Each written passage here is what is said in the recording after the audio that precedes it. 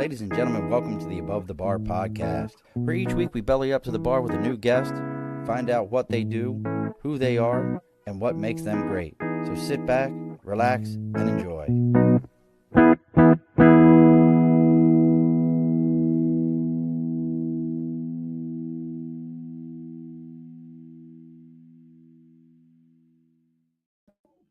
Alrighty, folks, welcome back to the Above the Bar podcast. It's your host, Sean. We've bellied up to the bar today on March the 4th.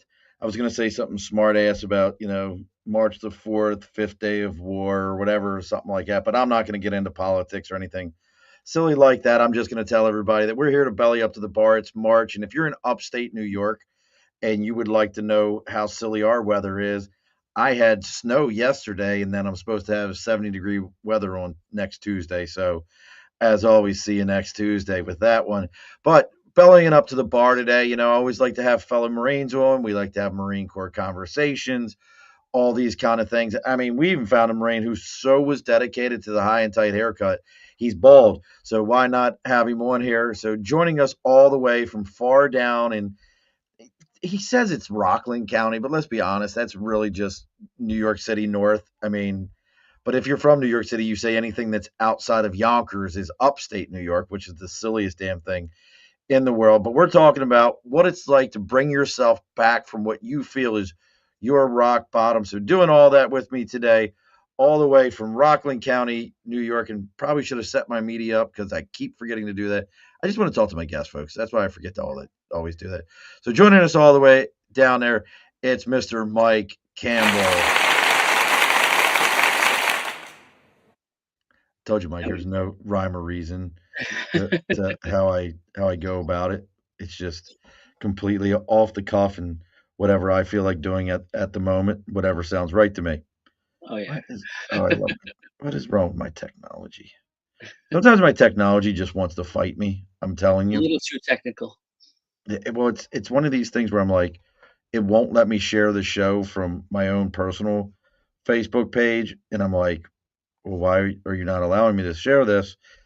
And it says the only person that can see the post is me. I love this. So it'll be on other. I promise you. Well, it's on my show page, and it's on all the other pages. But for whatever reason, this particular spot, and I changed my privacies a while ago. This is live. This is what live TV looks like, folks. If you've never done live. It's everything under the sun that you're like, no, this should be absolutely fine. It's not. Seamless. So real quick here, folks. So let's go ahead and get the house cleaning done so we can talk to Mike about his process, how he took himself from being at rock bottom and got his bootstraps up and made things happen. So as always, folks, over my right shoulder, we got the big board for sticker and a cause. If you got something you believe in, something you're supporting, you want other people to know about, you can reach out to us on Facebook, LinkedIn, YouTube, Twitch, Instagram, TikTok.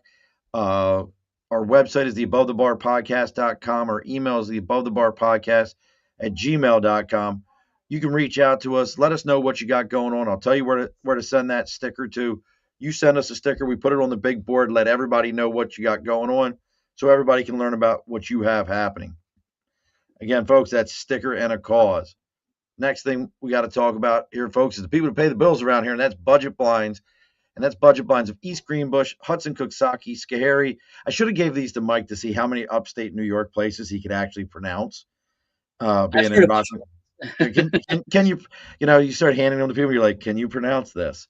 But Budget Blinds of East Greenbush, Hudson, Coxsackie, Schoharie, Delmar, and Clifton Park, North America's #1 custom window treatment company, handling everything from blinds, shades, shutters, drapery, you name it, they take care of it. And as always, folks, around here, if you mention that you're there to belly up to the bar, they're going to give you an extra 5% off your entire order. And for the month of March, it is buy 2 shades, get 1 free. That's right, folks. Buy 2, get 1 free. You're never going to find that anywhere else, especially not on custom window treatments. So make sure you're reaching out to your local Budget Blinds, especially if you're up here around this area. It's Budget Blinds of East Greenbush, Hudson, Coxsackie, Schoharie, Delmar, and Clifton Park. North America's #1 window treatment company. All right there, Mike. Do you want me to just call you Marine or Devil Dog the entire time? Like I don't care. Mike or Devil Dog works for me. like like, do you remember when the first time you were called devil dog and you were like, "Yeah, that's right, I'm a devil dog," and then it became like this term, like, "Damn, what the hell did I do?" When somebody, "Hey, devil dog, come here." Yeah, Do you remember definitely. when that happened? Yeah, it's been quite a yeah. It's been '05. '05 was Oh, I was in. so I'm you know, is that what year you went in was '05? yes, '05. It was in August of '05. Um, it was a bit of a 5 or 6 days before we actually got our uh square in, so to speak, with Gotcha. with the drill instructors coming on board. And in fact, the funny thing is, most people are like, "What was it like walking on the yellow footprints?" And I said, "Well, I walked over them because we had a storm coming with lightning, and they were literally like, get off the bus and go inside." I was like, Yeah, oh, you didn't even stop at the yellow footprints, "Like really? this is not like the commercial." I'm like, "Am I on the right bus?" Wow, that's pretty interesting. You didn't even stop there because you had a storm. Yeah, it was just literally like we were literally watching the lightning as we were coming on to the island. And I'm going, oh man, I'm like, this is gonna be interesting. I'm like, we're on an island. All I remember is reading stories about like, the old drill instructors running the recruits on the beach, and one of them drowned. And I'm sitting there like, okay, this Oh, should be a yeah. kid. And there's always a million stories about that. Oh Like, yeah, dude, did you know, like, there was a drill instructor and he, like, actually, like, he ate some people, like, dude, it was crazy. Like, he he killed actually, some people. We had that. yeah. Killed somebody with one of those opening shovels. Yeah. I love those stories where you're like, dude, like, he murdered, like, everybody, like, the whole platoon. You're like, I don't I don't think that was a thing. But the 3rd battalion where they marched them off into the swamp, that is a real thing. That really Yes. did happen, and that's why all the crazy rules about, what drill instructors can and can't do, uh, Mhm. are real things out there. But, yeah, so, I mean, so you went to Paris Island, '05. What was your MOS? That was 0311, so rifleman, Oh, simple Marine, oh and 03 uh, oh 03 and it Hump. was so my B billet was actually was security forces, which they sent me to Mhm. fast company, and that's pretty much once I got through the boot camp, then the SOI, then they sent us over to Chesapeake, and that's where we really started learning more about what it was like to be a Marine. And believe me, we had quite a few characters there that taught us some stuff. One of them, we actually had, believe it or not, British Marines came out there too. Oh, really? It was the coolest thing. Like, we're like, dude, I remember reading about these guys. They loved us. They invited us up a lot of times, like, "Oh, you guys are our heroes," giving us beer and stuff. So, So I gotta ask this question now. So, tell everybody what Fast Company is. I know what Fast Company is. Tell folks Fleet, what Fast Company is. yeah, FAST is Fleet Anti-Terrorism Security Team. So basically, you're learning about every type of weapon used in the Marine Corps, and as well as how to deploy it. And then you're literally covering everything from land navigation. You're fighting holes. You're working on how, deploying your Marines in different sectors. You're learning all of the machine gunners jobs. I mean, it's intense. It's a lot. We they tell us when we go in there, it's like high speed, but like a lot of times it's standby to standby, and I think that's the Marine Corps can kind of understand where we're coming from with that. Oh, But yes. there's a lot of micromanaging too, where somebody forgets a pair of socks was we're going out in the field, which my Oh, platoon, I think we were the only ones that religiously went out in the field, and it was like we're like, does our captain not like love his wife or something? Like, what's the deal? Like everybody else is a week off or whatever. We're in the field constantly, which I mean, is it that is is what it that is. is that not such a Marine statement to be like, dude? Do you just hate your wife? Why are why are we all out here? You have to hate your wife. We all said that at one point in time in our career. You must hate everyone in your family, because there's no reason that we're all doing this right now. So you go in the Marine Corps. How many years did you do? I only did about 2 years. Okay, so 2 years in the Marine Corps. What happened that caused you to exit early? I tore my meniscus, shattered my tibial plateau, and extensive cartilage damage in my left knee, which they Wow. actually never diagnosed. I found out once I got out, Oh, but wow. basically said, "You have patellofemoral syndrome," and I'm like, "What? Patella who?" And they said, "That's In runner's knee." I English? go, "I was a runner my whole life. How did I all of a sudden develop runner's knee?" And they tried to make it like, "Well, no, you're not a runner." I'm like, "I was actually number 4, number 5 in my county as a junior." I said, "So I don't know how you're telling me I'm not a runner." And even the buddies I have, to this day, they're like, "Yeah, you were like the fastest Marine in the platoon." I'm like, I was like 5th. There was a few guys younger than me. I was 25 when I enlisted. These Okay, guys so you were were a like, little bit older then. yeah.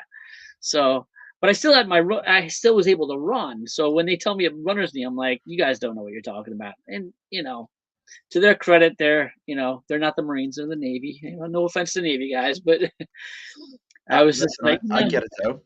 I absolutely get that though.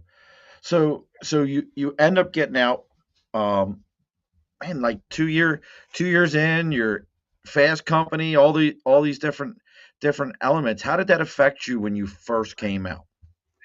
At first, I was confused with myself because um, so I had gotten married while I was in.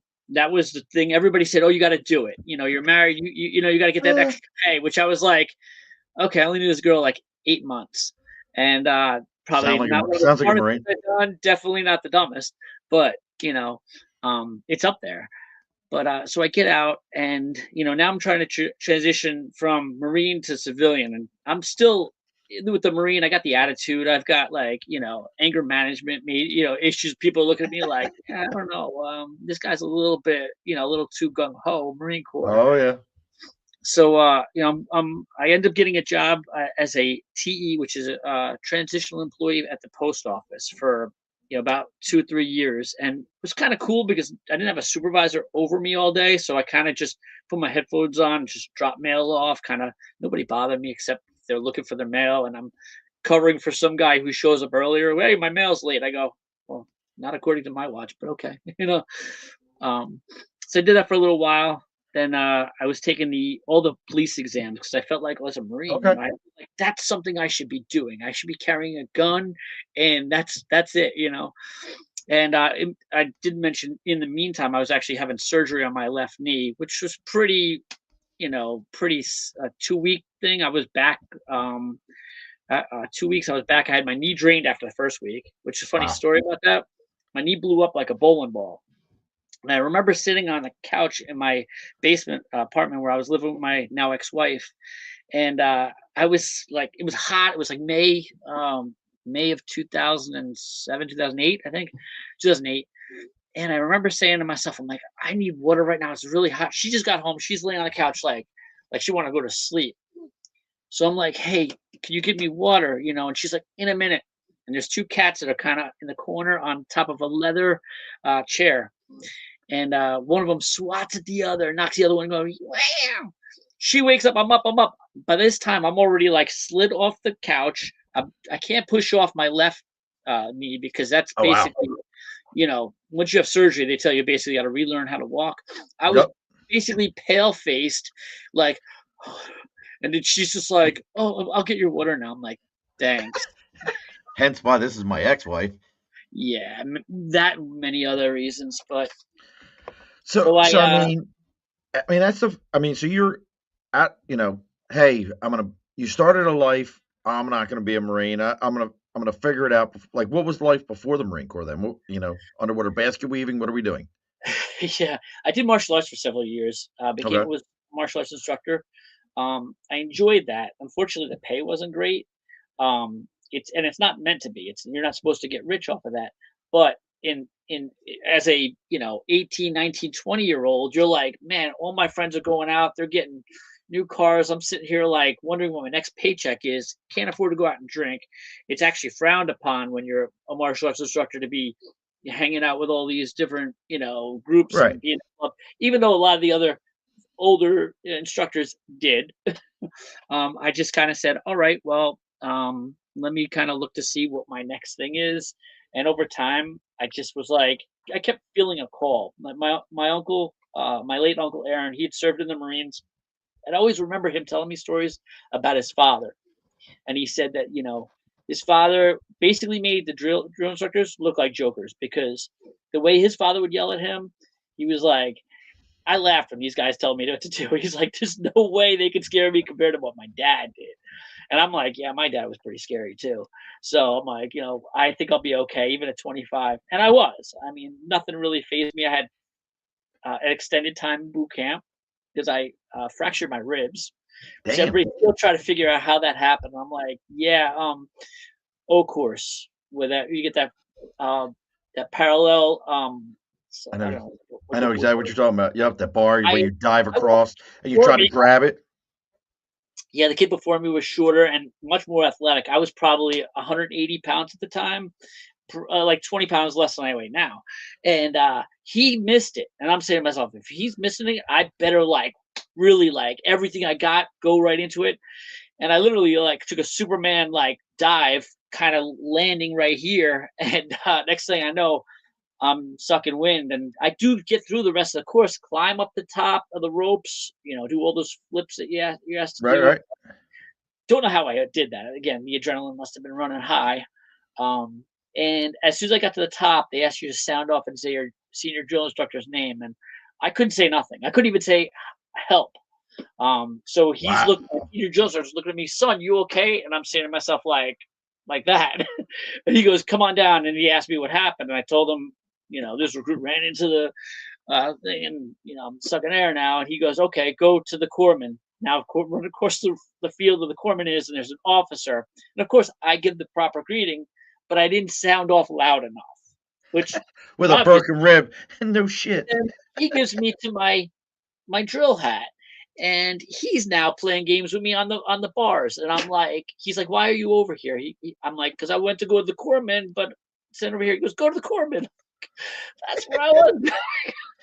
That's Come on, man. listen, none of this surprises me. This sounds absolutely just about Marine right. Corps, like, yep. 100%, like you're like in absolute pain. The world is ending all the way around you, and you're like, I just need help. And you don't want to say a word. We had a kid get his ribs broken because we were fighting over the moat table. And listen, folks, if any of this, if you got questions, you're wondering about anything that we're talking about here, you have your own questions. You want to know what rock bottom was, and we're going to get to that here in a moment.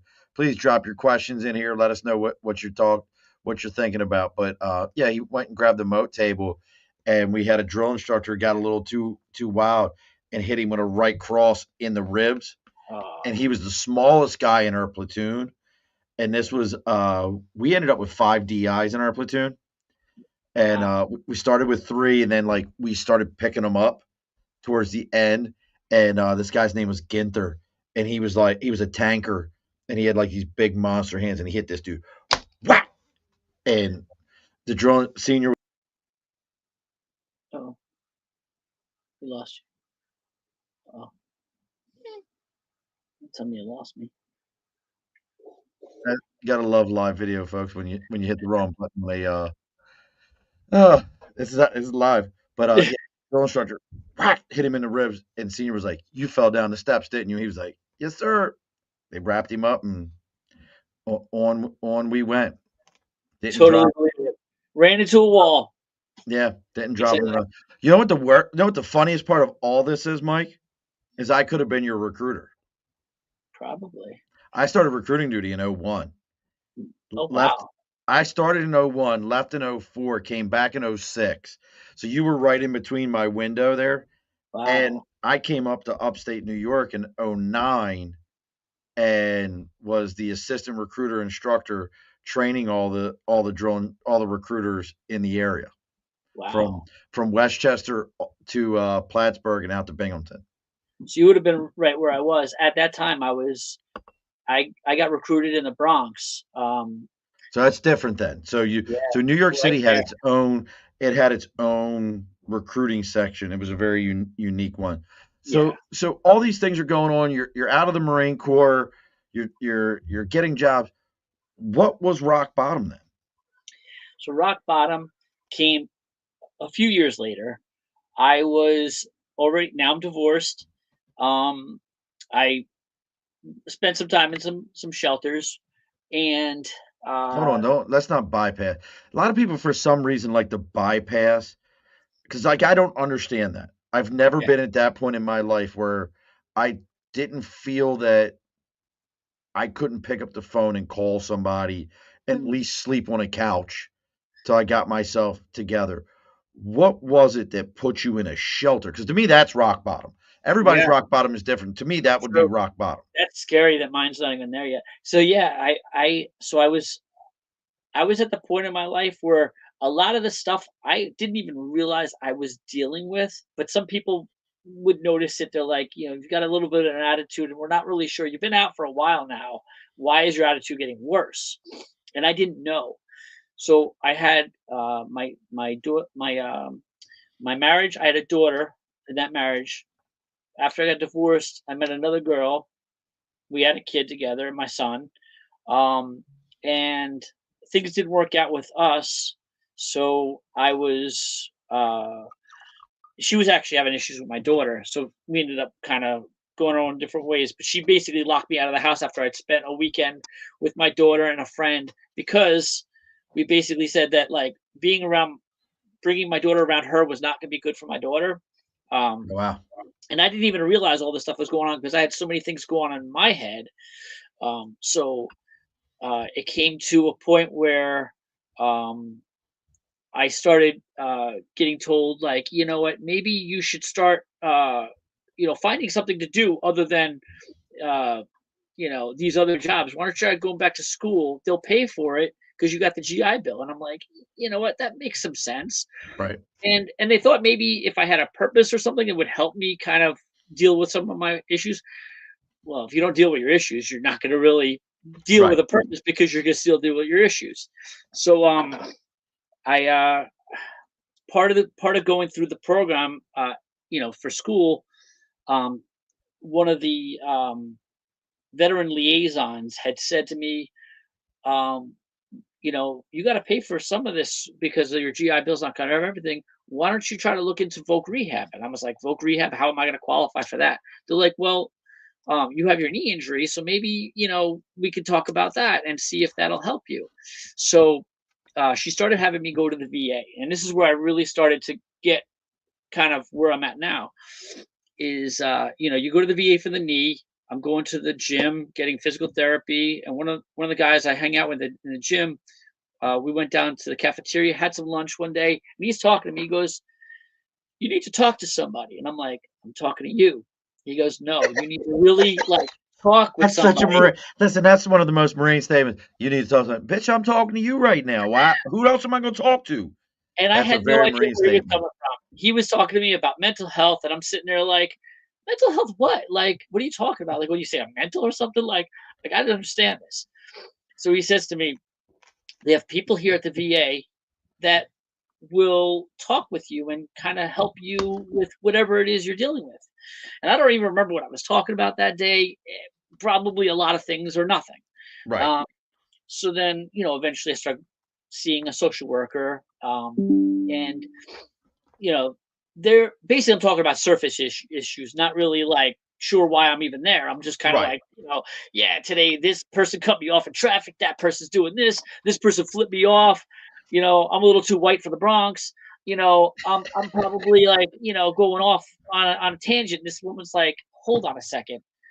She goes, so what I'm seeing is I think I need to enroll you into this PTSD class. And I'm like, PT what? I said, I don't mind working out. I said, I'm in the gym every day. They're like, no, PTSD. I said, I don't know what you're talking about. She said, but it's post traumatic stress disorder. And I'm saying to myself, like, I don't have a disorder. I'm like, I'm a Marine. This is the way we act. So she says, listen, you can bypass it if you like, but I recommend go to the class, take a notepad with you. If you see anything that kind of resonates with you, then great. If not, fine. We'll go to the next thing. But I just want you to, I feel like this class is for you. So sure enough, I sit in this class and I'm thinking it's a joke. I'm like, I got a notepad here, and I'm like, I'm not taking any notes. I'm just gonna listen to this person talk. As soon as they start talking about all these different little trigger things, I'm going, okay, yeah, this is kind of a little bit more real for me than I'm ready to even Right. Then kind you of, were ready to deal with at the time. you know. So I'm thinking about some things, and then I'm saying to myself, like, yeah. and I hear somebody talk about something that happened. I don't remember what they said, but they they mentioned something that hit me, and it goes, I haven't talked about that at all. None of the guys that I served with even knew. Like even guys that I'd be on the phone with, like after I got out, family members, any other friendships I had, never talked about anything. And that was when we were going to the pistol range on Camp Allen, Okay. and I had never shot a pistol before, but we were getting ready like that week to do quals. And I was like, I don't want to be the one that's never shot Right, before and right. then fail. So I'm going to go in there, try to get in, a few rounds. And I saw one of the Navy corpsmen in there that was working on my knee while I was, on injury. And that day, for whatever reason, he decided that day was going to be the day he took his life in front of me and anybody else that was there At the range. at the range. And I understand he had, I believe, two children. And for me, I remember standing there and I felt like time stood still. And for the longest time, I didn't tell anybody I was there for that. I remember somebody talked about it. I think it was my captain when we finished our RFDF. He had mentioned something like, okay, let's lift some beers and let's cheers. Why take your life? Why take your own life when you can take somebody else's? And I'm Yeah. hearing that, and at the same time, I was saying to myself, why would I talk about this to anybody when they're not going to want to hear this story? So that's probably one of the reasons I was like, we're not talking about this. I have no reason to share it. And I think over time, between waking up and not knowing why I'm angry and sweats and um, just drinking to the point I fall asleep because I can't sleep at some points, like numbing myself out. They say self-medicating. There was a lot of things that I was doing that I didn't realize I was doing to myself that are all, you know, like by the book. And I'm literally sitting there going, how many of these criteria do you need in order to be qualified for PTSD? They're like, you only need 3 of them. I said, okay, now that was enough of a rush for me because now I'm literally feeling this this feeling of burning inside my whole body, like anger, shame. I was already dealing with the guilt because in my mind, I kept telling myself for years and years that I was responsible for him. Like I should have stopped him. Um, Survivor's and guilt. yes, and one of the things I was working on over the last year, I was in a Montrose, VA. I was doing the 28. I was in Building 28. That's the substance abuse program, and I did Building 15, which is the PTSD group. And one of the things they helped me see during all that is that, yeah, you could play that over your head all the time, no matter how many times you go over it. There's no way you're going to stop that person from doing it. And a few people have told me it, but it's like, no, but you weren't there. I was there, you weren't. Like, so I kept playing that over my head and I believed it. It's like you tell yourself something long enough, you believe it. I was telling myself I could have stopped that, and it took me a while. And part of the reason why I started getting better was I had left my faith. I was born and raised a Catholic. And after that I basically walked away. And I was an altar boy. Like my mom used to call me Father Michael. I used to, have a mass in the room, and they called me like, oh, he doesn't remember too many things, but he can literally remember every single word of the mass as if it was, you know, on a screen, for somewhere. So, so I left that, and as I started really dealing with my PTSD, like not avoiding it, but really starting to deal with it, that's what got me to where I am now in my faith. And now I consider myself a Christian, although there's a lot of different denominations within that. Whether you want to call it evangelist, you want to call it Protestant, whatever you want to call it, whatever. I've gone to different churches. The best one that I like is my younger brother's, which is in Fort Mill. It's called Life Point, and the pastor Is it one there of is them? Is it one of those rock and roll churches? I can't do they rock and roll they play churches. some great music. I can't lie Said about I that. can't do it. I can't.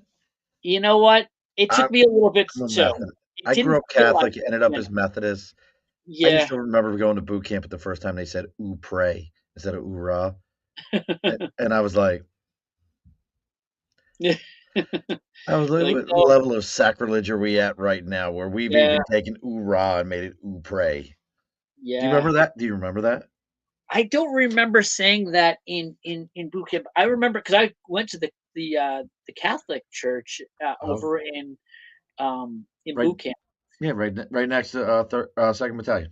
Yes, yes, it's been that long. But it's like, the way they ran it, I kind of felt like it was almost it wasn't the church at home, but it was close enough that I kind of felt like a little bit of that connection. They played all uh, the glory fight songs, and everybody was all like, singing and getting all excited about. But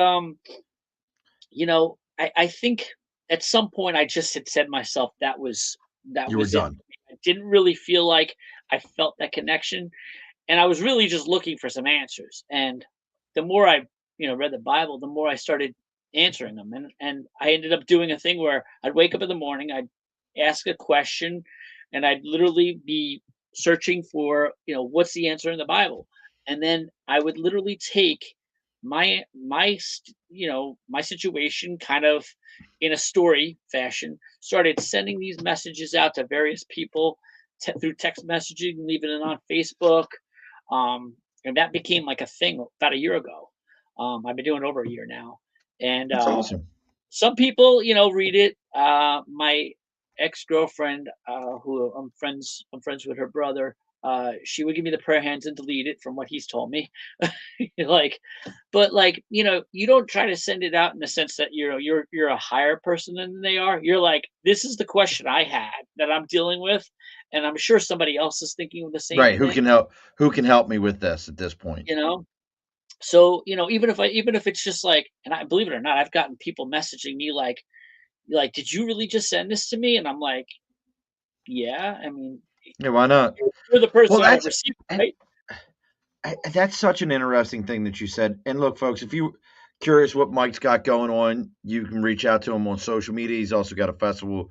We're going to talk about that here in a little bit, the Rockland Revival Festival that he's working to help put together. But it's interesting to me that you mention when you reach out with faith stuff and people get like almost offended that Hmm. you reached out. And I Hmm. promise you, my personal opinion is that's the devil inside of you made to look at itself and doesn't want to deal with it.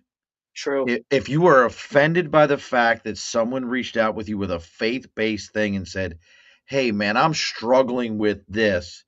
I read this." Have you ever read that and felt the same way? And if you get offended, like, why would you send that to me? Why would you send that? Then guess what, folks? If you feel that way, you need to realize that there's something inside of you that Hmm. is fighting to keep you down.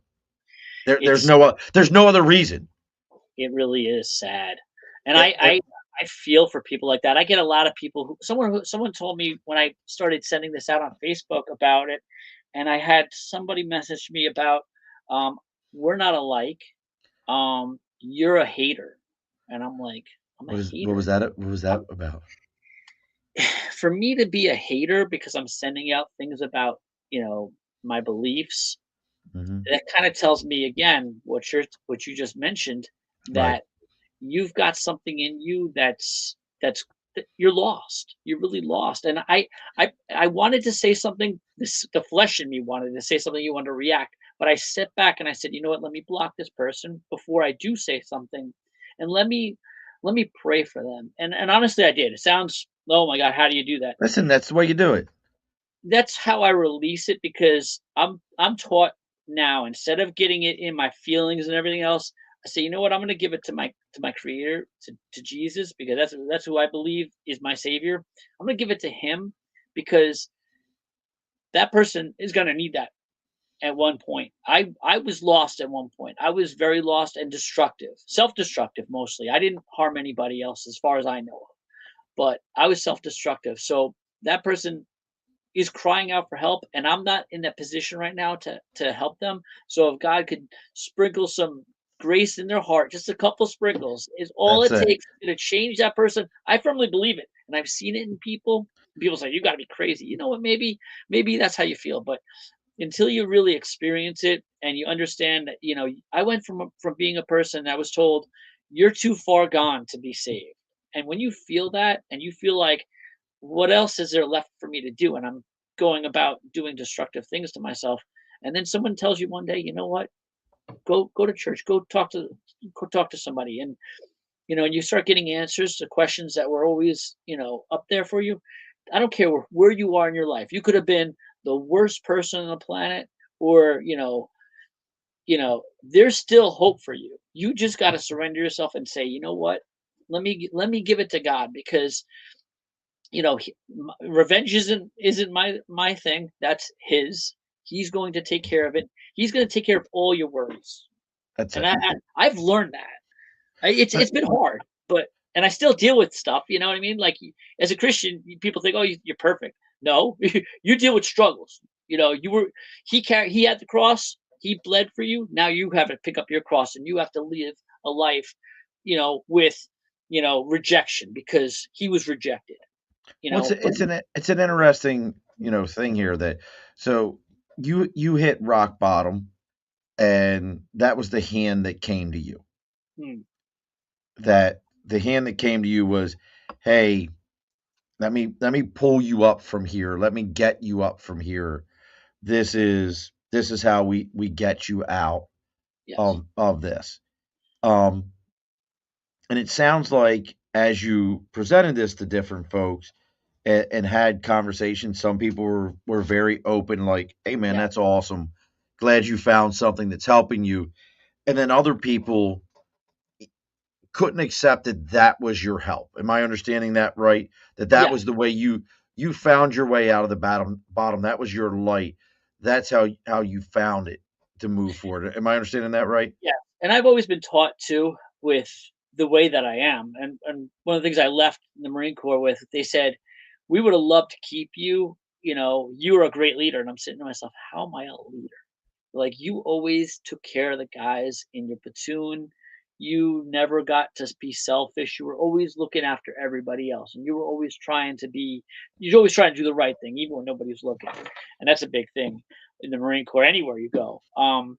And one of the things that kind of resonated with me was, like, whatever I'm dealing with, other people are dealing with too. So if I can help somebody else while I'm still getting help, then it's kind of like, let's rise up together. I don't believe in leaving people behind, like, leave no leave leave Leave no no man behind. behind. So this is kind of like my way of saying, I'm not leaving anybody behind. I'm taking everybody with me. I'm going to heaven. I'm bringing everybody. You know what I mean? I might bring everybody, but I'm going to try.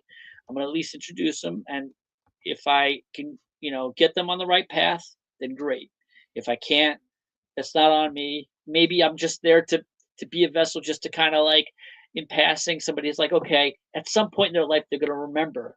Oh yeah, remember this guy who was trying to get me to do this? He wasn't such a bad guy. Maybe he was in a place where he was like, listen, I need help too. Let's go. Let's do this together. Because I feel like the more unity you have with people, the more everybody gets, help. And like, in groups, when you're in group therapy, if I was one on one with somebody, I'm sitting there like, they're not listening to me. They're putting in the wrong notes all the time. They don't care about me. But when I'm around other veterans, and they're listening to my story, I'm listening to theirs.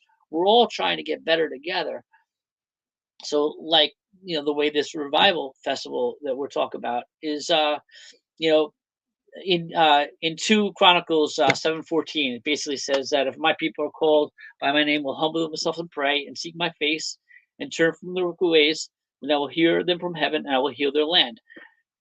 Our land right now, and our people, mostly our people, are in need of healing. Myself and everybody else here is in need of healing. And if if I could be a vessel to help others heal, that's what this is about bringing everybody together. Like you said, the rock worship music. There's something about hearing music, um, related to faith and Jesus. And if you really think about it, that man on the cross, he could have said no. Mm. He actually asked his father to say, "Can you take this cup from me?" But he said no. So he said, "You know what? I'm going to be obedient because that's what I'm here for." He could have left.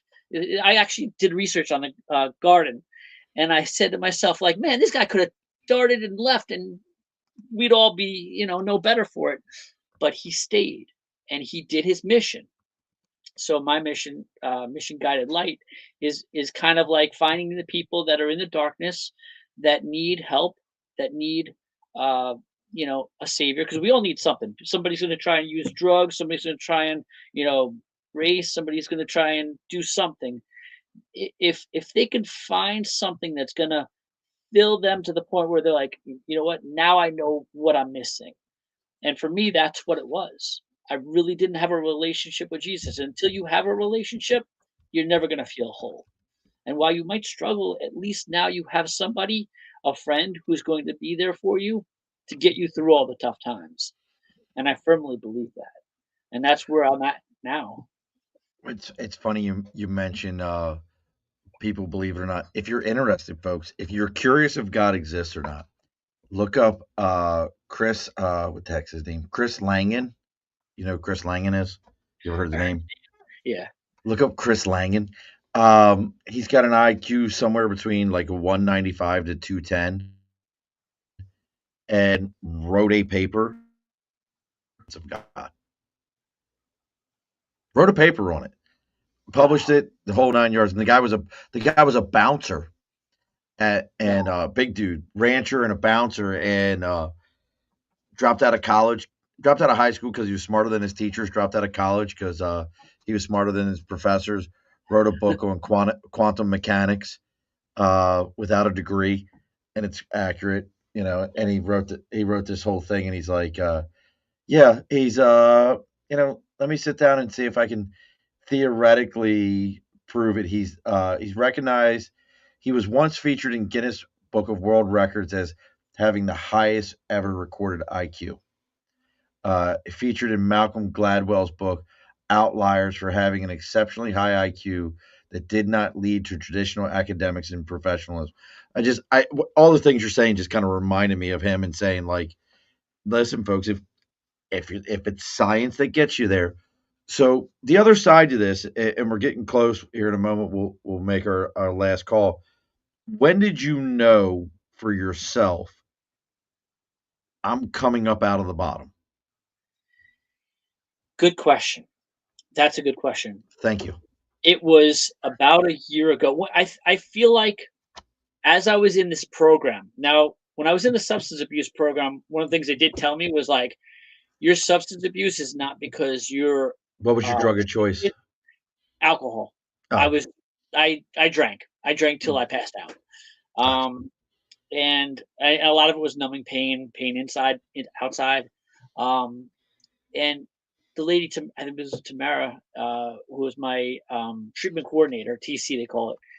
She had said, "I don't think alcohol's really your primary issue." She goes, "I could see that with you. Sounds more to me like PTSD would be better for you." Now, I just gotten COVID for about a week. She was ready to send me to the group immediately. Usually, you have to be there for a certain amount of days. I think it's like uh 38 days or 40 days or whatever it was. Basically 90 days between the substance abuse and the PTSD. She's like, "I wanted to send you earlier, but you got COVID, and then that was it." She had to wait, and then there was no openings yet. So I waited another week. By the time that happened, she goes, "I'm sending you over there. You're already accepted." Um, and then it was, by the time I got into that program and I started meeting with my new TC, Megan, who was amazing. She literally was able to take all the stuff that I had said over the years, and she was very good. She was like, "We're meeting every day. I don't care what you have going on. You're going to session every single day. There's no avoidance for you." And she made me sit there and literally answered every single question I had. "What about this? What about this? How about this? Why not this? Why not that?" And she was very straight faced with it. And she said, "Mike, the only way you're going to get through this is to go through it." She goes, "You're trying to go like this. You're trying to go around it." She goes, "You got to go straight through it." And when I started to really realize that, and I started to take my own mental health seriously and not be like, well, yeah, I got PTSD, but there's nothing I'm going to do about it. So I just got it. And then I just said, you know what? I've got to do something about it because if I want to be around other people who are going to have to deal with me, I don't want them to complain about my PTSD because that's mostly what I got. Um, and for me, that was like the come up a point where I was like, okay, I'm using my faith now to kind of help me get through it. And it doesn't mean you're gonna be all safe and everything. You're still gonna have your stuff. I mean, the devil loves to attack Christian believers, and they might not attack you through yourself. They might attack you through family, which right now my brother is going through a divorce, and I don't know if he's watching right now, but he's going through tough things right now. And I keep telling him, I said, bro, you got to really come to terms with this. And I offered trying to do baptism right before the new year for stuff hit the fan, but I really believe people once they start to accept that and start to turn their life over, it's a different game. It's a different game, Oh, you know. absolutely. And Absolutely 110%. I've seen Well, so real many quick people. here. So, yep, real quick here, folks. It is last call here. So, it is the month of March. So, March into something better. March is here. New month, new momentum, and maybe a better, more reason to raise a glass. It's great to talk to a guy who's dealing with alcohol issues, and we're going to go ahead and advertise an alcohol company.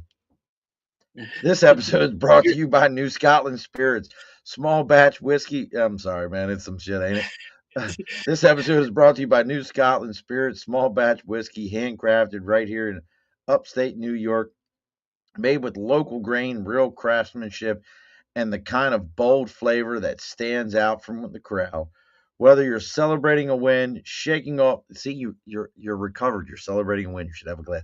That's wrong. I shouldn't say that. Yep. That's such a Marine thing to say to another Marine. Dude, you're recovered from alcohol. Here's a drink. Son of a bitch. Whether you're celebrating a win, shaking off the winter blues, or just enjoying a good conversation with great people, make sure in your glass matches the moment. Head over to newscotlandspirits.com and find your bottle. New Scotland Spirits, start the month off with a better pour. I'm sorry. Hey, It's such a we're Marine thing Bermuda. to do. You know what? It's such a Alcohol's Marine thing. kind of like the Hey, prerequisite. It's like it's like, hey man, you're doing better. You just got out of, oh man, you just got out of level 3. Let's have a drink to celebrate. Son of a yes. bitch. Here's an old guy. You ready for an old guy thing? I, Okay, I bring it. I'll give you an old guy Marine Corps thing. Remember, OG. There you go. I went to boot camp in '94, so now I get to be the old guy. Mm, I knew guys that didn't have alcohol issues that went to level 3 voluntarily because you could get 100 points towards your cutting score. really?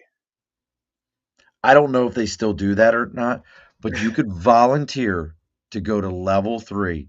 And folks, if you don't know what level 3 is in the Marine Corps, level 3 is in in treatment care alcoholism. Mhm. You could volunteer, not even have them be like, listen, I'm concerned. I want to volunteer to go to this, and they would give you 100 points towards your cutting score, which is the score you need to get promoted in the Marine Corps. Yeah, that sounds. I'd That's never something. heard about this. That's a Not that I real gave thing. it the points because I did pretty well on my PT, but I knew guys that would like, dude, I well, got to keep in mind, like when I first caught in, um, cutting scores weren't a rolling thing. It wasn't like every month was a new cutting score. It was dependent upon your MOS. So my first 4 years, I was a motor team mechanic, 3521. So as a 3521, we might only get promoted in the first and the third quarter. wow. So you could have the cutting score like first quarter, you were like, damn man, I missed the cutting score by 100 points. I'm getting promoted in the third quarter. The third quarter would come around and you're like, I'm good. And they'd be like, nah, bitch, we closed that. And Wow. now you're waiting another, so now it was a whole year before you're qualified again. And that new cutting score, you don't know what that number was. That's Yeah. why when I first in my first 4 years, our old, I don't even remember the colonel's name, but he would stand up there and he'd be like, listen, if you can make it to Lance Corporal 4 years and no NJPs, I'll drive you to the gate myself and walk you to the bus because that was like you accomplished something. Yeah. E3, 4 years, no NJPs in the early '90s. You had succeeded in some shit, Yeah. and then like in '97, '98, they changed it to a rolling cutting score. So every month a new cutting score would come out. So you had the opportunity you could get promoted just kind of moving forward. That was a whole thing, dude. Like that was a big deal when Is that that how the happened. meritorious promotions used to happen? Because Shit, meritorious. You better be sucking the chrome off a trailer hitch for somebody to even talk to you about meritorious. Uh, I got meritorious gunny, but that was because I was on recruiting duty. yeah, And I was better than everybody else. I was very good at yeah, recruiting. yeah. Make no bones about it. So let's talk a little bit about this Rockland Revival Festival. What is this thing? All right. The way I envision it is gathering a bunch of people. It could be Rockland County, anybody surrounding the counties. It's not exclusive, but we're basically getting everybody together. We're going to have some guest speakers. We're going to have people speaking. We're going to have a worship band together. We're going to have a DJ. We're gonna possibly do food depending on how the turnout we get and how duration it goes. If it could go 2-3 hours, we're probably just gonna bring out waters. But if it's more than that, we're gonna have food. We're gonna be doing baptisms. You're gonna hear testimonies about Oh, people. that's I'm cool. actually gonna be getting baptized in front of everybody. I'm gonna give my story publicly. I've been waiting on this for a while, and uh, building up to this, I'm doing Bible study for people who are trying to get into it now. So I'm offering those classes. I'm going to give free Bibles out to anybody who wants to go. I just need, a list of how many people are going to be there. So I bring enough. I want everybody to have their own Bible.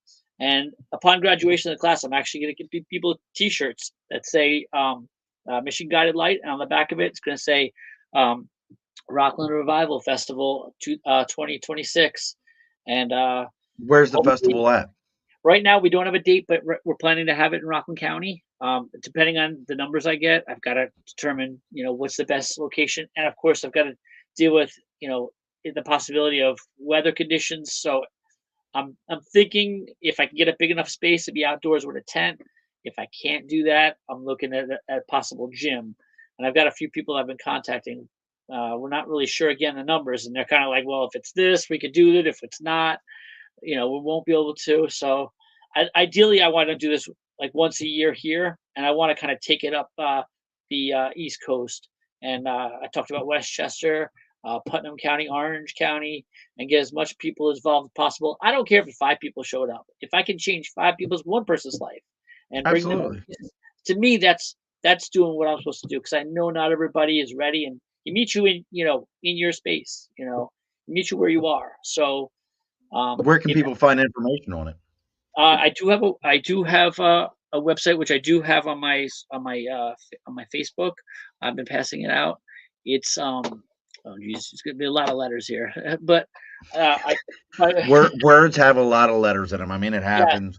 If you just Words look are up like that. There's so many letters in words. yeah, letters and words, Mission Guided Light, and you'll see uh Festival Worldwide, Revival Festival Worldwide. That is something if you put on any Google search, you should be able to find it. There's a lot Okay. of them actually when I looked up, but you should find mine. It's just getting started with that website, so every day I post something, something that came from me that day, whatever I was dealing with. I post it up and I let people know.